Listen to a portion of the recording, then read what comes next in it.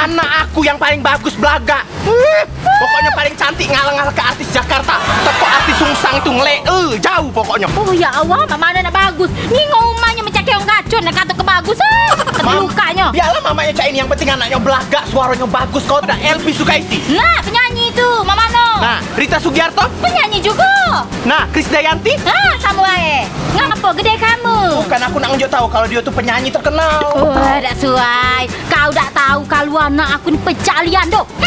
Aliando apa? Besar tinggi pecah beruang kutub apa dia kamu ngatok kenya? Besar tinggi apa dia? Kamu pendek mah itu. Oh, tidak doh. Kalau di Palembang ini dia dipanggil Aliando.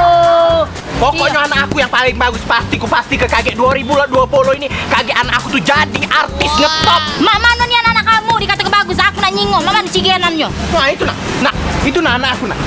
Belaga. Juga anak aku nang, sak tinggi belaga. Kati.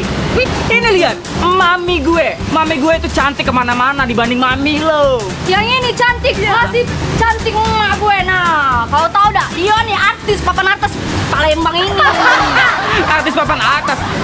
Emak lo itu wow, kalah mutus kemana-mana dengan mami gue. Tidak bisa, masih cantikan emak gue. Kemana-mana mami gue lebih cantik, lo lihat saja, anaknya aja udah kayak artis, maminya juga cetok kayak artis. Oh, artis? Iya. Artis dari mana? Railo ini, artis.